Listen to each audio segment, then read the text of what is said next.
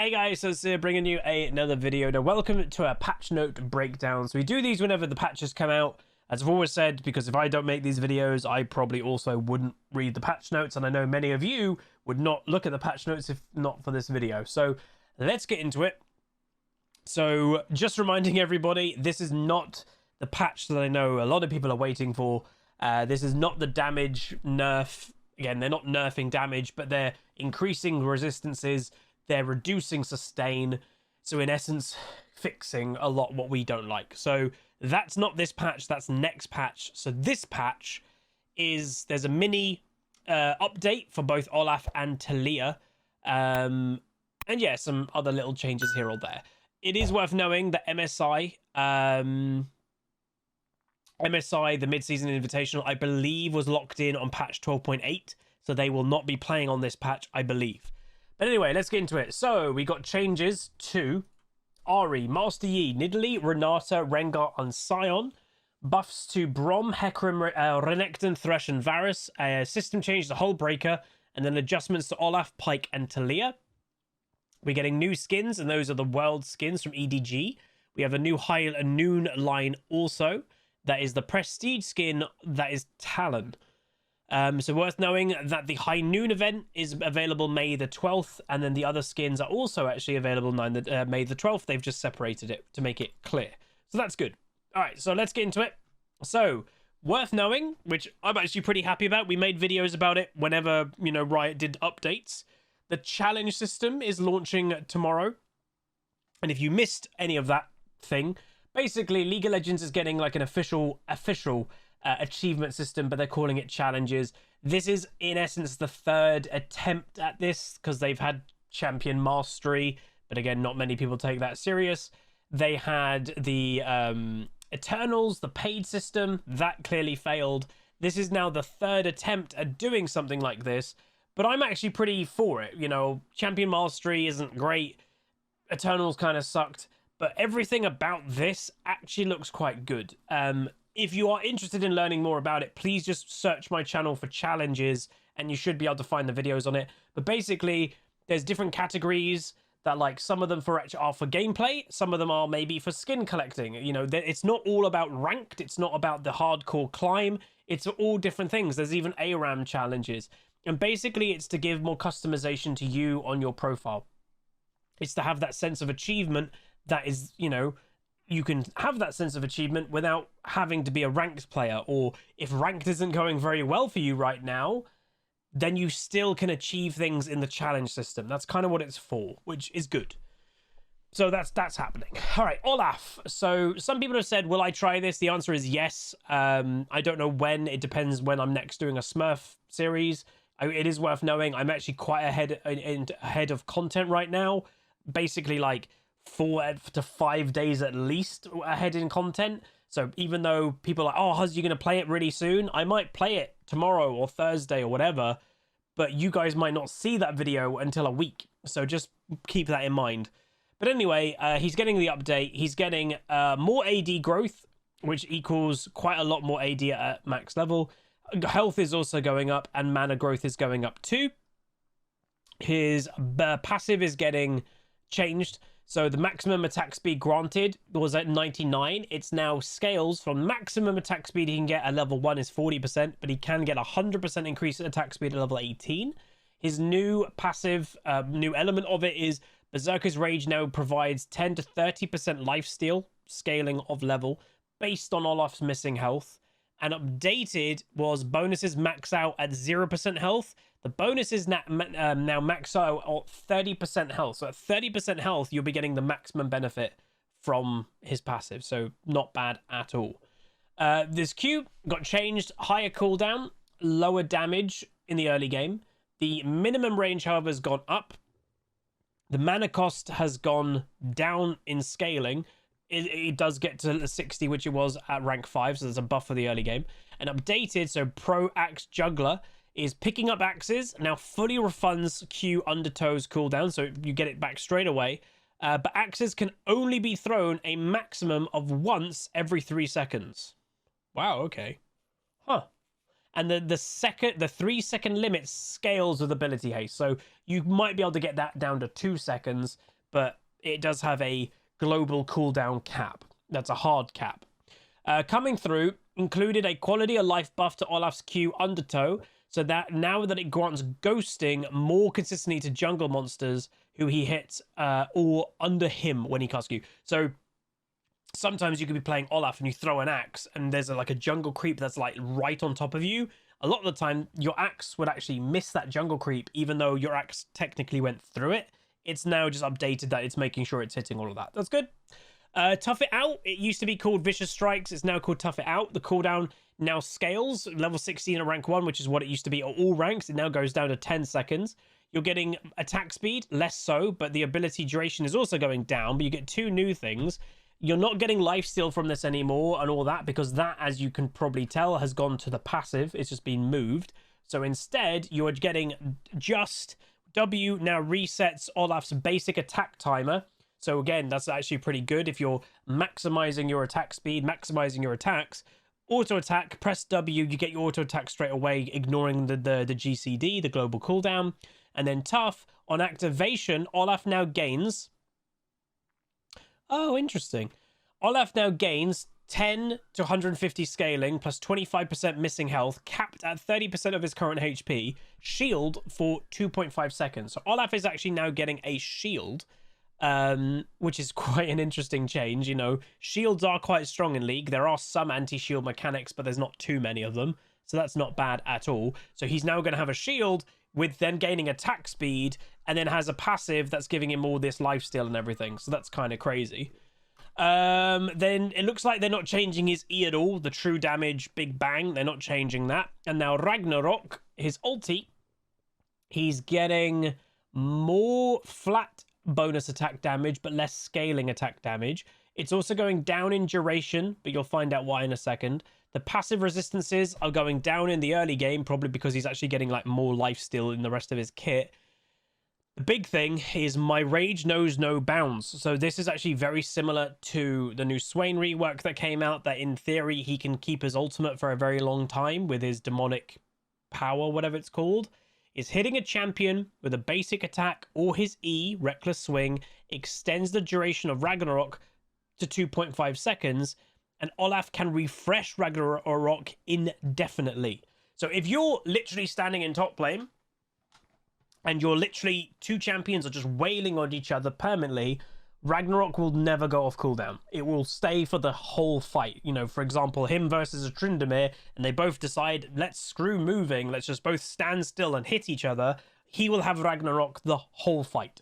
But obviously in a team fight, if you're just refreshing it every 2.5 seconds, making sure you get a hit on somebody, oh, he could literally have his ultimate, no CC, a whole team fight. So that's quite good.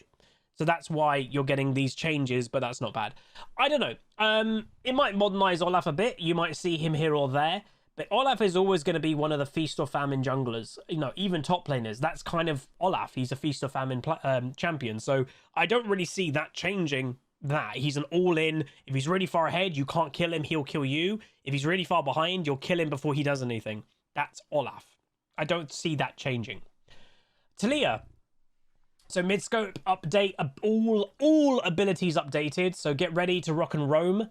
Oh god. Because the one and only Stoneweaver is ready to rumble the ground. Taliyah's been struggling to find footing on the Rift, not only in mid, but in jungle as well.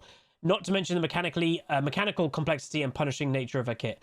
It is worth knowing that she is one of the, what I would say, challenger picks of solo queue. And it depends your opinion on it. I said actually to my stream earlier today, I'm actually okay with some champions being niche picks. Not every champion has to be like this really big presence pick. I'm fine with champions being niche picks. I'm fine with champions being low rating picks. I'm fine with champions being high rating picks. And to me, Taliyah just kind of fell in that category of she's actually pretty damn good in high rating. Occasionally when we do challenger spectates, you will see Taliyah's do very, very well. That is still true. Like, she's very strong in the right hands. So let's see what they have in store. So her base health is going down. Health regen's going down. Health regen growth is going down. Base mana's going up. Mana regen's going down. Mana regen growth is going down, base armor is going down, and movement speed is going down. Mainly that sounds bad, but let's see what else they're doing. I think, again, my assumption to this, I believe they're trying to put it back in mid lane, is what I've been vaguely told. So mana cost of her Q has gone down, which obviously is a, well, actually it's gone up at rank 1, but down at rank 5. Cooldown of it's gone down by half a second.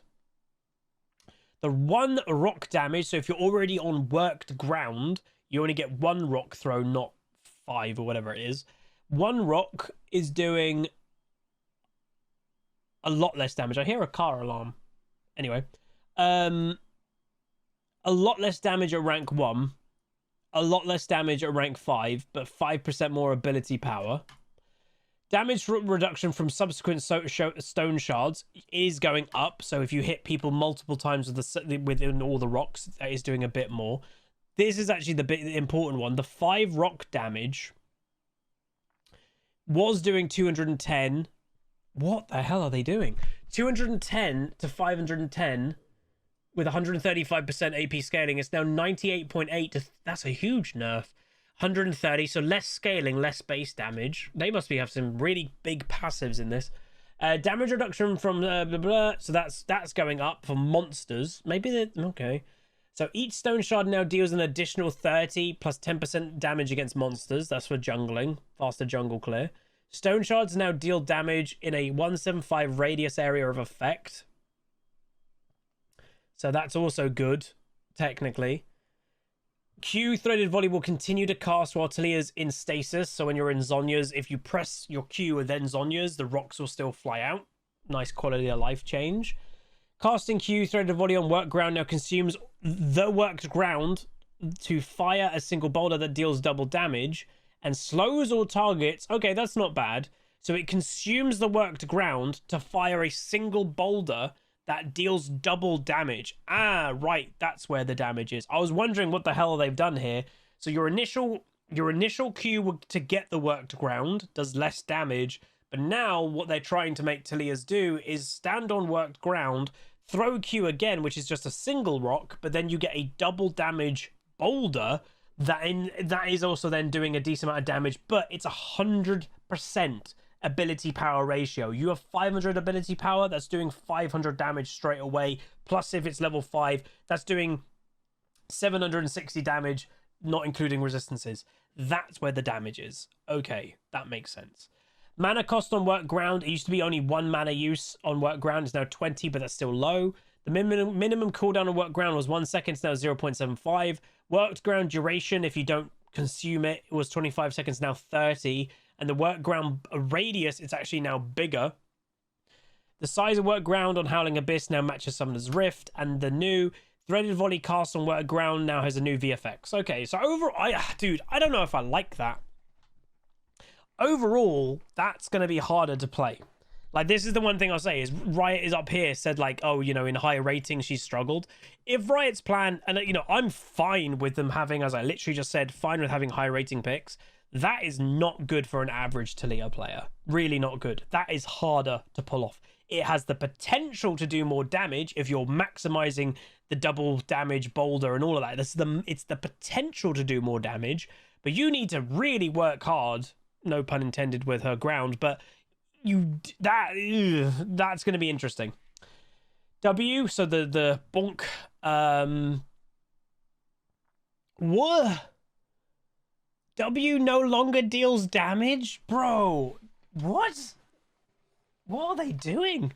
So the mana cost, eventually it becomes a free ability. It's a cheaper ability. It's a lower cooldown now, so it's higher for utility.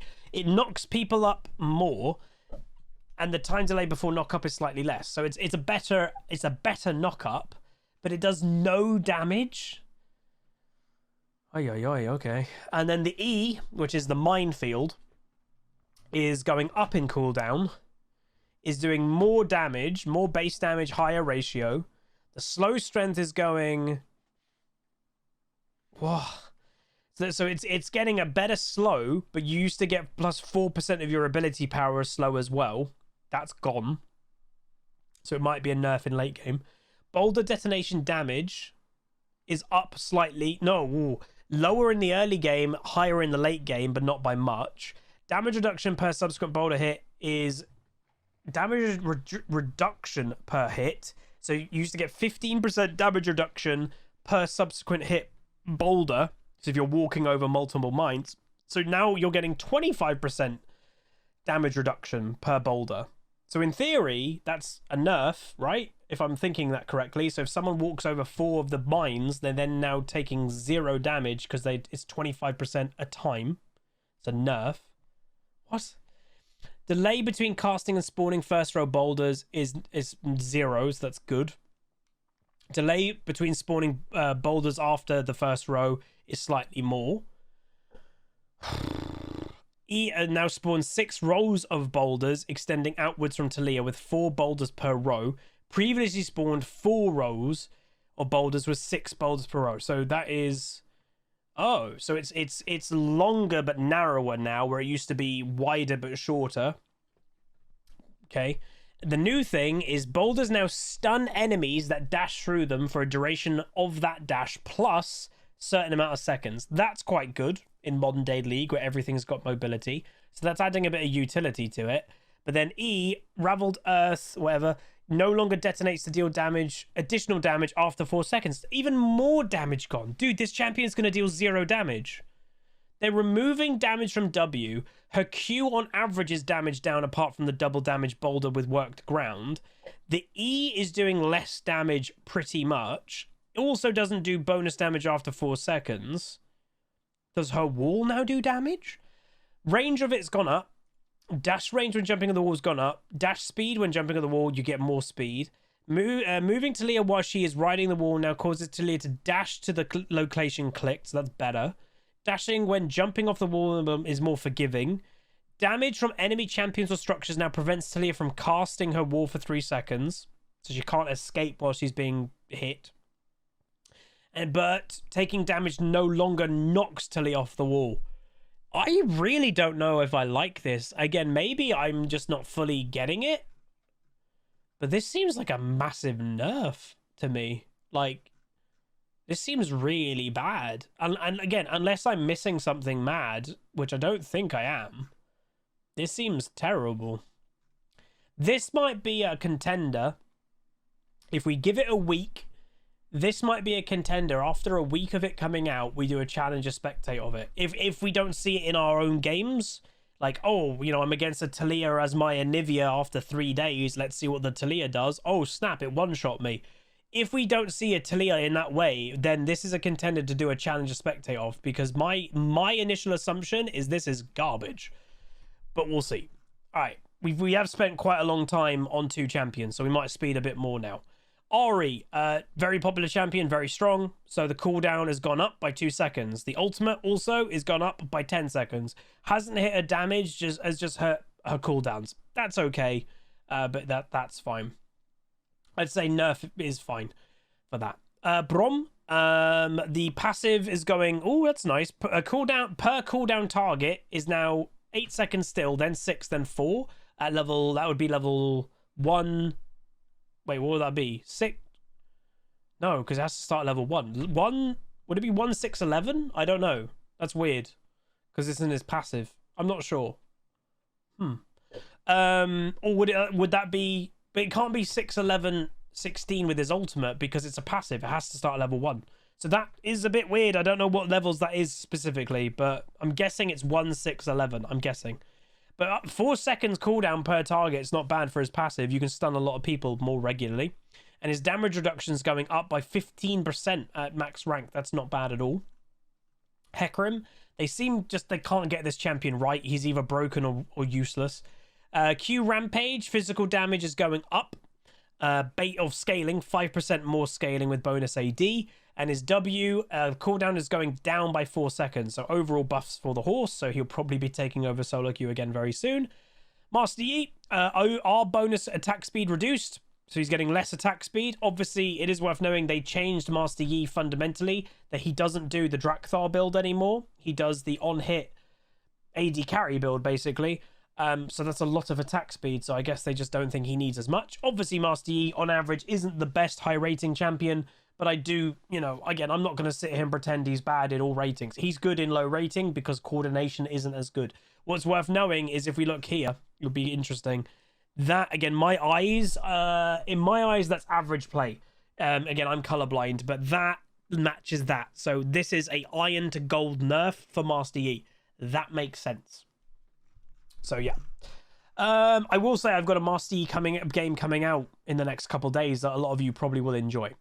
Nidalee, base health reduced, so that she's getting nerfed. You don't see too many Nidalees, but the Nidalees you see in very high rating are very scary, so they're just kind of toning down a little bit of her early game, which is very strong. Pyke. So all I know about this is I think Riot hates mid lane Pyke, is from what I can tell. So let's see what they're doing.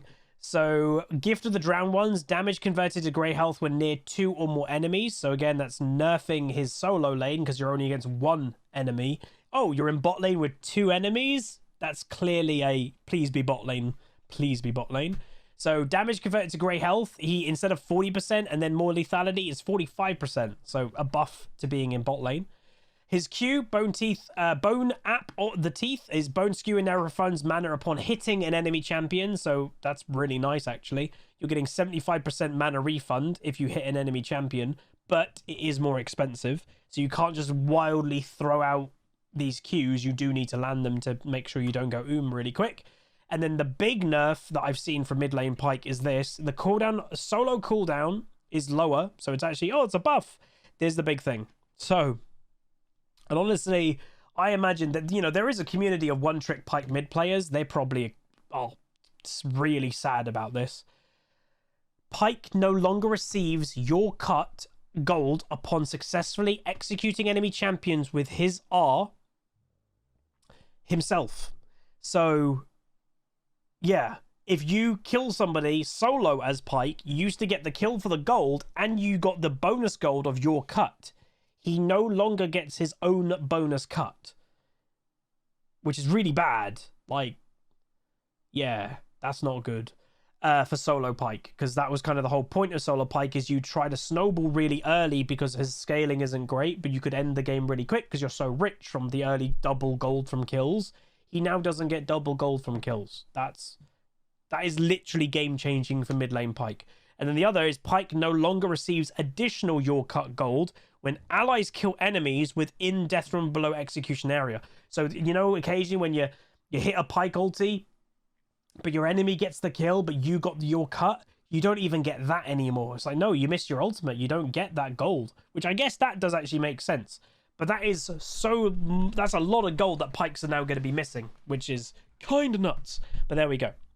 Renata Glass, again, very strong champion. Now that the community has actually learned what the hell she does. And on launch, she was pretty bad. But that's sometimes what champions are like. It takes a while to be like, oh, she's actually pretty strong. That's the nature sometimes of LoL champs. And I do think she got a few buffs as well, which did probably help. But her base armor's going down. She's a bit too tanky in the early game. And her passive, which is the additional magic damage against marked targets, I'd imagine is also going down. It's getting more scaling, but less base damage. That makes sense.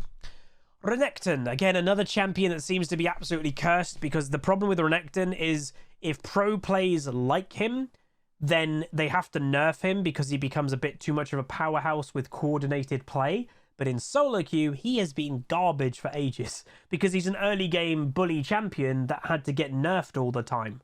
Not good. So they do seem that like, oh, you know, he's disappeared from pro play. Yeah, because all the nerfs that you've done. But the health growth is going up. AD growth is going up. AD at level 18 is now a little bit more. The W cooldown is going down. Buff. Oh, actually, it's a nerf in the early game, which is not exactly what Renekton wants, unless they're giving him scaling elsewhere. But it's better in late games. That's scaling.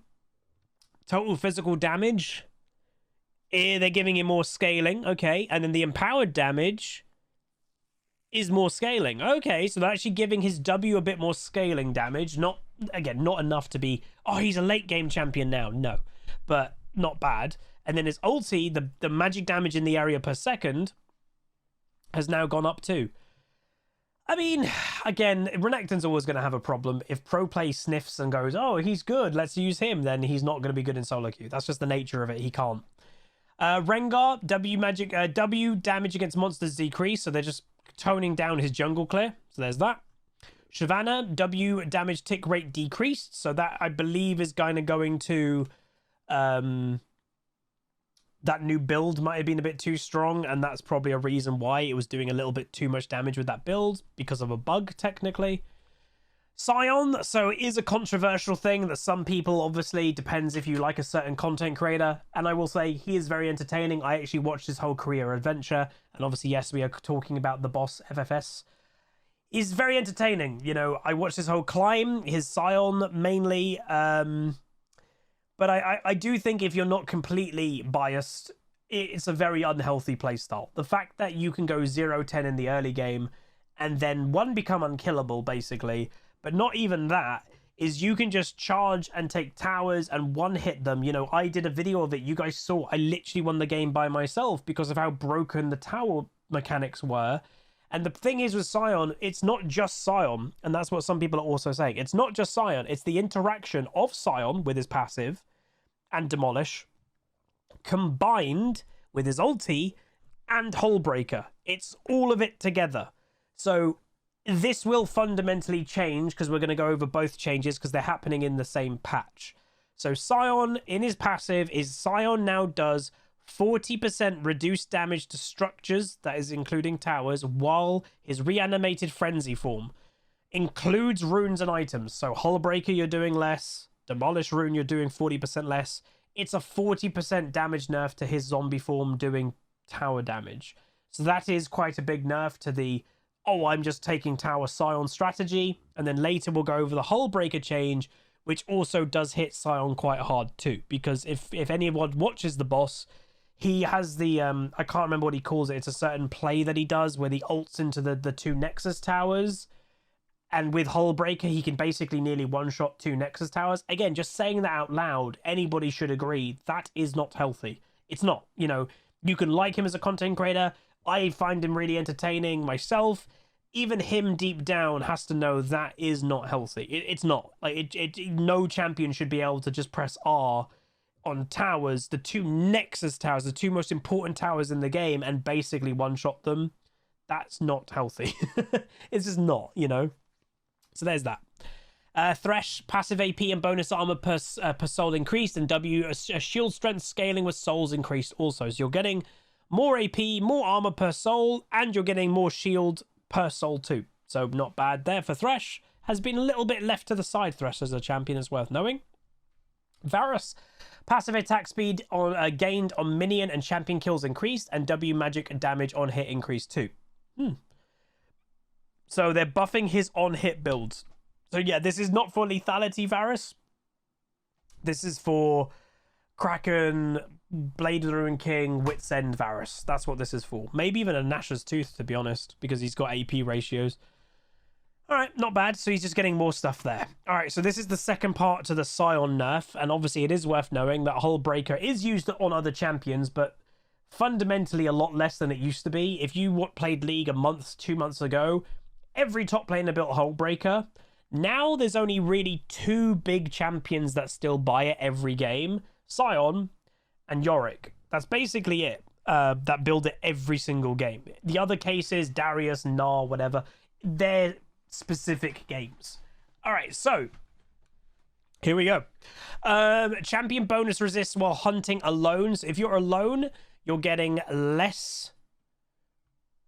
That's how they're doing it. So from level 1 to 11, if you're just rushing Hullbreaker, you're getting less from the item. Because, you know, what happened a lot of the time is someone could be feeding quite badly in the early game. They'll buy Hullbreaker, and then suddenly, because of how much stats Hullbreaker gives, they would then suddenly be owning somebody. And it's like, whoa, that's a lot. So from level 1 to 11, you're only getting 10 bonus champion resists, not what it used to be was 20 to 60, potentially what scale you're on. But then starting at level 12, you get 20 straight away. But then at level 18, you're getting 75 if you're alone. So that's more than you used to get, but that's for late game. And that, I think, is part of Hullbreaker's problem, was in solo 1v1, it was way too strong of an item as soon as you got the item. So this is toning that down. Ranged is also getting nerfed, but honestly, no ranged champions really buy the item. But this is the biggest thing. So It used to be you deal 20% bonus damage from all sources against structures. So your auto attacks, if you've got any abilities that can hit them, demolish, for example. Now, and this is the other Scion nerf, is only attacks deal 20% against structures. So what does that mean for Scion? That means his ultimate, which obviously has tower killing potential, no bonus damage. No bonus damage from Scion ulti with Hullbreaker. So obviously that kind of potentially gets rid of that strategy of ulting Scion when minions are attacking the towers, ulting on Scion, hitting both towers, and they'll both basically be one shot. That won't happen anymore. Maybe they'll both get around half health, but they both won't basically die.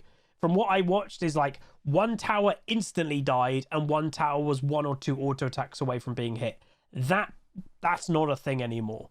It still might be a strategy, it's just not ridiculously stupid. So what I will say is, it'd be interesting to know where you guys are on the fence about the whole Scion thing, because it has been a bit controversial recently. Like, here's the thing.